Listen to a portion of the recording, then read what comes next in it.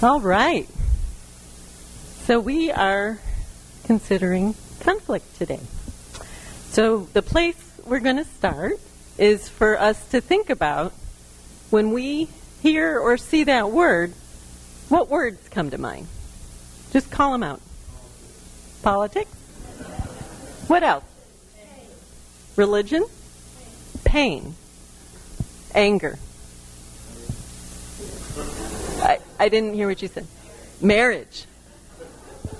Fear? Opportunity? Silence? Intimidation? Misunderstanding? Anything else? Anxiety? Our children don't want avoidance. Avoidance? Anything else? Any stubbornness? Yeah. Boundaries? War?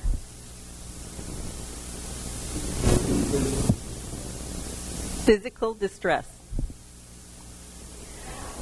Pride? Determination? Okay, so many of those words don't feel so good, right? Kind of negative. So one of the things that's what I consider to be reality about conflict is that conflict itself is not necessarily good or bad. It's what we do with it that can be positive or negative. So there are actually ways of engaging with conflict that are constructive rather than destructive. So that's something we're going to kind of let marinate today as we think more about this together. And, you know, this is something that is kind of a lifelong process if we want to learn to have a different relationship with conflict and do it differently. I would hazard to guess that there probably aren't too many people who would say, oh, I do a great job and conflict always goes really well for me. Most of us probably can't say that. So a few things to consider in terms of maybe shifting our perspective. One is that conflict is natural. It's normal. It's not just, it's just actually an interference pattern of energies. You can look at it that way. That it's actually nature's primary motivator for change. It's how we end up with mountains and rivers and valleys. It's how we end up with beautiful beaches and canyons, and even pearls are the result of some kind of conflict. So just another way to think about it. It goes along with being human. It's like breathing. It's part of life. And there is no relationship without it in some way, on some level. So it's not whether or not you have conflict in your life. We all have it. It's what you do with it that's really important. And it can be constructive. There are ways to be creative about how we engage with it. So it's about, ideally, if it goes well, about creating a new way. You've got two sort of opposing ideas.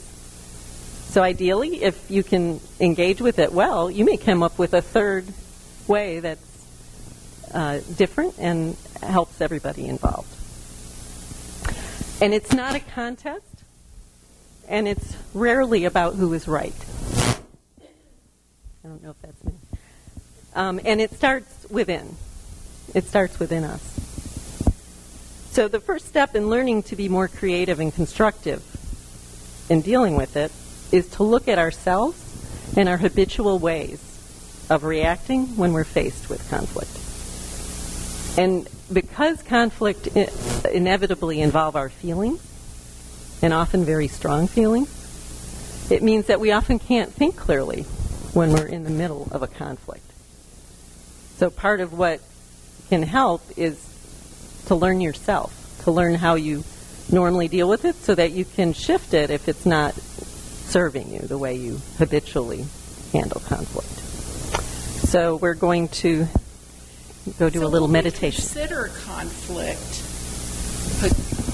we might consider particular conversations or tensions. Things, when we even mention the word, particular things might come to mind. So I'm going to invite us into a few moments of meditation. Get comfortable in your seats.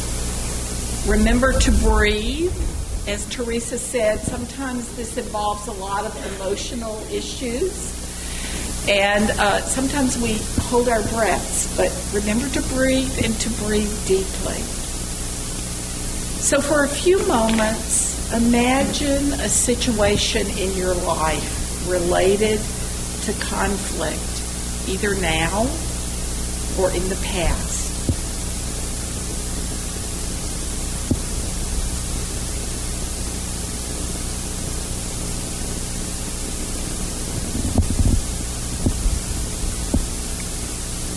What did you really want or need from that conflict?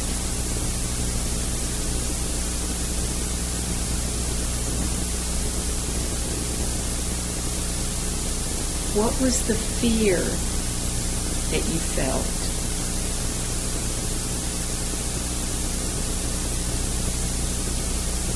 What did you imagine the other person wanted or needed?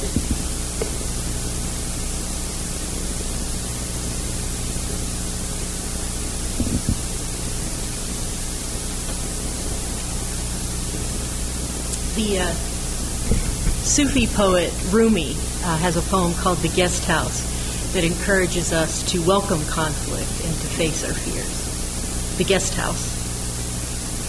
This being human is a guest house. Every morning a new arrival, a joy, a depression, a meanness. Some momentary awareness comes as an unexpected visitor. Welcome and entertain them all.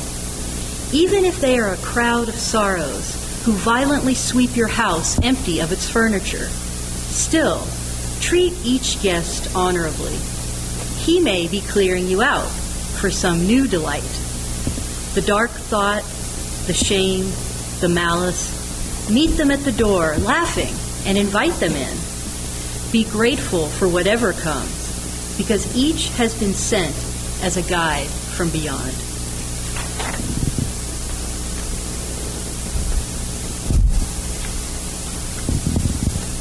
Rumi has given us an insight about the magic that can take place when we welcome everything, including the inevitable and natural forms of conflict, into our lives. So, when we're thinking about how to become more creative about conflict, and also about starting within ourselves, it's helpful to look at where we learned how to do conflict. So, most of us don't get any classes when we're growing up in how to deal with this kind of thing. So, the first place we start to learn about it is at home, in our families.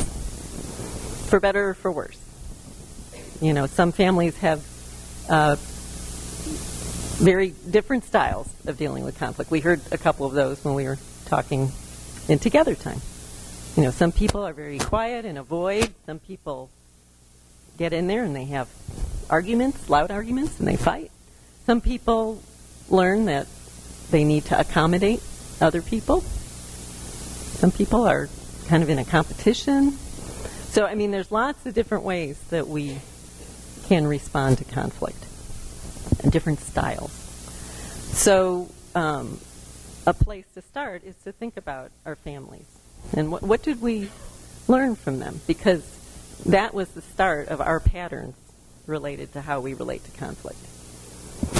So that's a long time for some of us in this room, right? A long time of programming. So thinking about changing that, isn't always the most pleasant thing, because change isn't easy often, and it often makes us feel uncomfortable. So another thing that influences us is our culture. The way we deal with conflict can be very related to what culture we grew up in. So American culture, up until recently, and I think to a large degree still is, based on a paradigm of competition, which doesn't often lend itself to resolving conflict in a collaborative way, which is the ideal. Ideally, if we could creatively resolve our conflicts, they would be very collaborative. It would mean both people get what they want, rather than one person having to win and one person having to lose. So what we saw, what we heard, what we experienced, all of that when we were growing up had a big influence on how we developed in terms of our relationship to conflict. So it's important to reflect on that as well. So we're going to give you another chance to do that. As we learn and play and work together, we have the opportunity to reflect on the ways that we have learned to relate in our family of origin, ways of relating that we may want to change. With that reality in mind, I invite us to meditate on the family lessons we learned. So I invite us to get comfortable again. Breathe deeply and reflect on, what did I learn about conflict from my family of origin?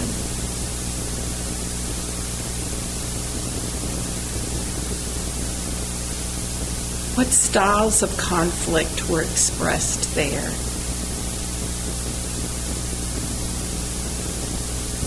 How does that style show up in my present relationships?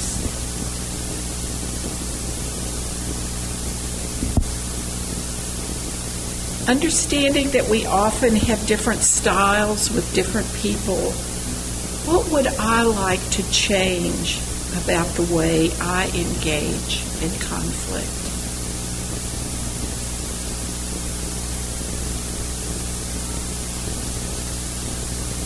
There are times when it's easy to live from a place of right and wrong when we're in conflict. But Rumi reminds us of our need to be in relationship with everything in our lives.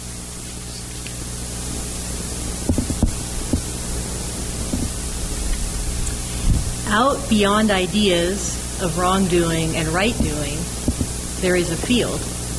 I'll meet you there. When the soul lies down in that grass, the world is too full to talk about. Ideas, language, even the phrase each other do not make any sense. So now, having reflected on conflict in our personal lives and our different styles, we now seek to understand how we take these different styles into our various communities.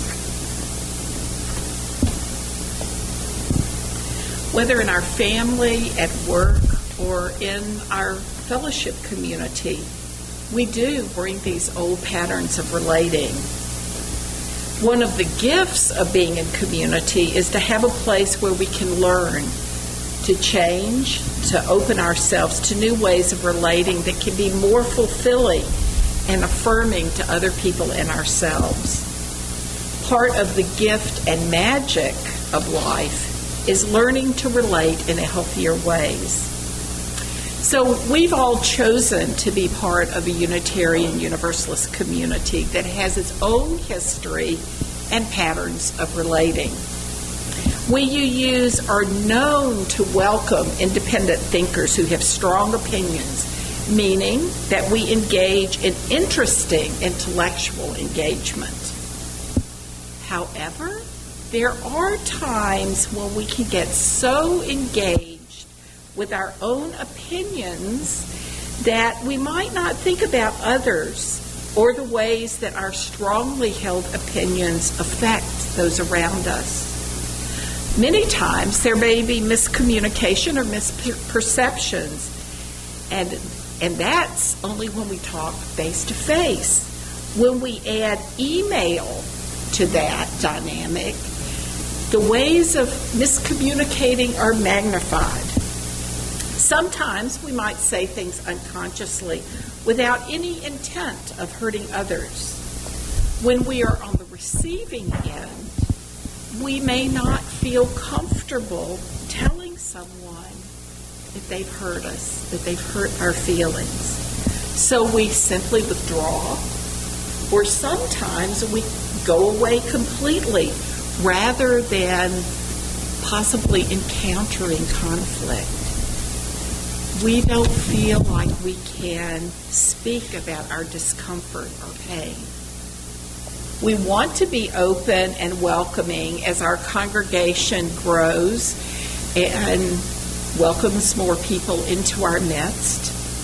To be fully present and open to others, we need to do some personal and congregational work to address potential stumbling blocks to our relationships. So before we encounter major tensions in our congregation, it's prudent and healthy to think about how we want to be together. What might we do to create a congregation where all of us feel safe? Perhaps we can simply begin by assuming positive intent in our interactions. Let us nurture loving kindness and forgiveness in our families and our communities. Let's learn some new skills so we can be more intentionally aware of our words and actions towards others. Rather than focusing only on what we want or our opinion, let us become more aware of the needs, feelings, and reactions of others.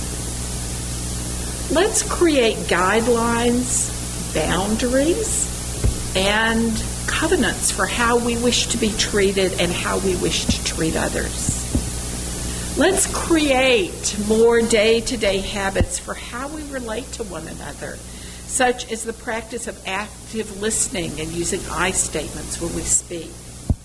As hard as it sometimes is, let's remember not to take things personally. And let's try to be a non-anxious presence when engaging in potentially tension-filled conversations. That's hard to do.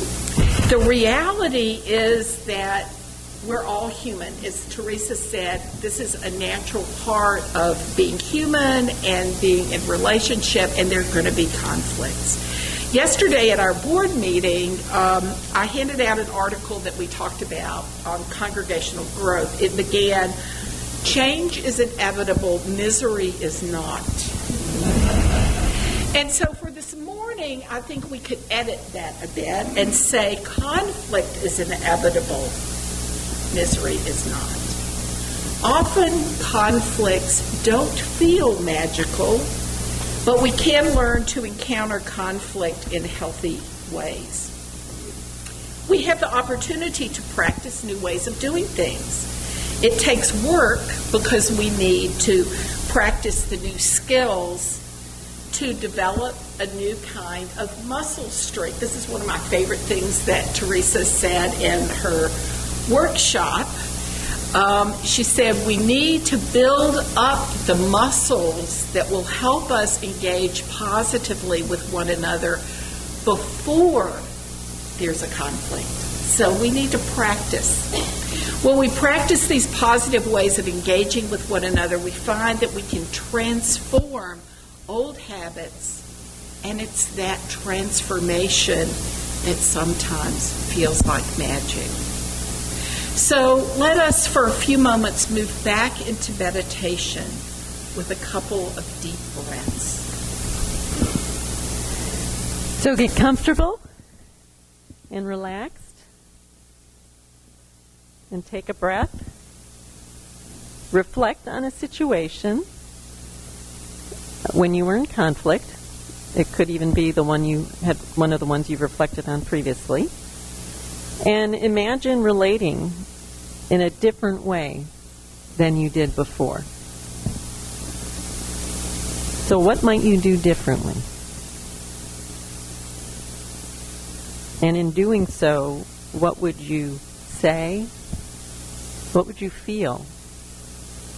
What would change about that encounter, about that conflict.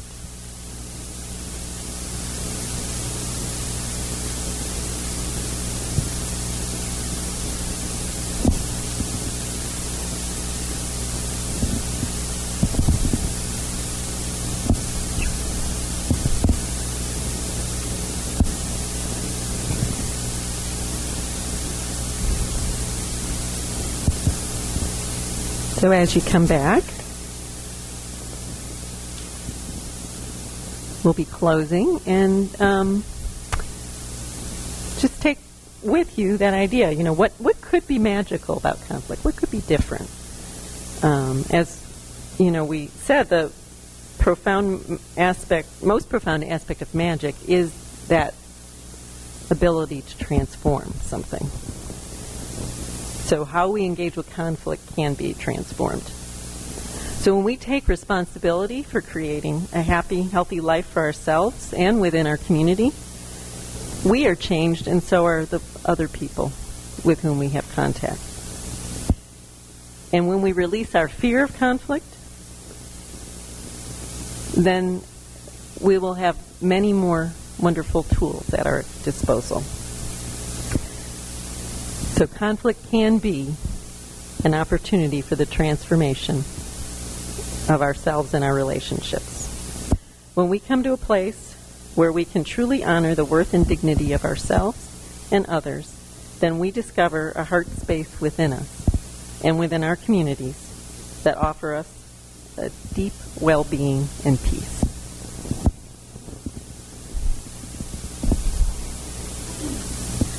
I thought we'd end with a poem by Dorothy Hunt. This poem's entitled, Peace is This Moment Without Judgment. Do you think peace requires an end to war? Or tigers eating only vegetables? Does peace require an absence from your boss, your spouse, yourself? Do you think peace will come some other place than here? Some other time than now? In some other heart than yours? Peace is this moment without judgment. That is all. This moment in the heart space where everything that is welcome.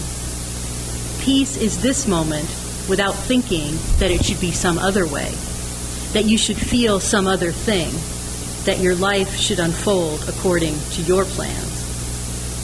Peace is this moment without judgment, this moment in the heart space where everything that is welcome.